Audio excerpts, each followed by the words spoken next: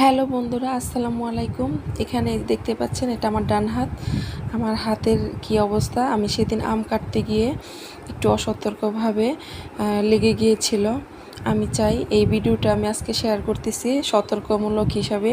আপনারা যখন কোনো কিছু বটিতে বা ছুরি দিয়ে কাটা শুরু করবেন, অবশ্যই কাটার সময় সতর্কভাবে কাটবেন যাতে হাতে না লেগে যায়। আর যদি কখনো হাতে লেগেও যায়, তাহলে আপনারা ওই যে যদি হাতে আংটি পরা থাকে, অবশ্যই আংটিটা আগে খুলে নেবেন হাত ফোলার আগে। কারণ আমি কখনো জানতাম না, বা আমি আসলে অতটুকু বুঝতে পারি না যে হাত কেটে যাওয়ার পর এইরকমভাবে ফুলে যাবে। যেহেতু আমার হাতের এই আংটিটা অনেক লুজ ছিল, কিন্তু এই দেখতে পাচ্ছেন আংটির আঙ্গুলটা এত পরিমাণ ফুলে গেছে। অবশ্য ক্যামেরাতে অত ভালোভাবে আসতেছে না, কিন্তু এই দেখেন আংটিটা আমার লুজ এমনিতে, অথচ ফুলে যাওয়ার কারণে আংটিটা ফুলার মধ্যে মানে ডেবে গেছে আংটিটা।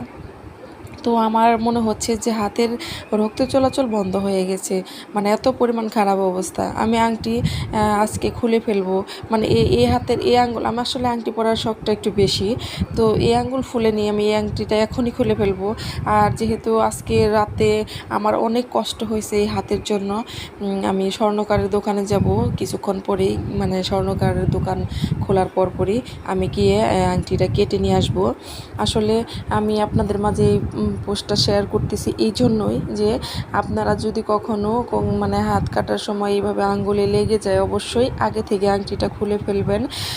এর জন্য আসলে আমার হাতের অবস্থা দেখে আমি বুঝতে পারছি যে এরকমভাবে যদি অন্য আবার কারো লেগে যায়, তাহলে যে কত কষ্টের, কত কঠিন, সেটা আমি নিজে ফিল করতেছি। আর তাই ভিডিও মানে এটা শেয়ার করলাম। আমার হাতের অবস্থা এখন দেখেন, হাতের কোনো অবস্থাতেই নেই, হাত ফুলে কি অবস্থা হয়ে গেছে, হাত এই যে আঙ্গুলটা বেঁকা হয়ে গেছে। তো বন্ধুরা, সবাই ভালো থাকবেন আর সাবধানে থাকবেন, আমার জন্য দোয়া করবেন যাতে হাতটা তাড়াতাড়ি ভালো হয়ে যায়। আল্লাহ হাফেজ।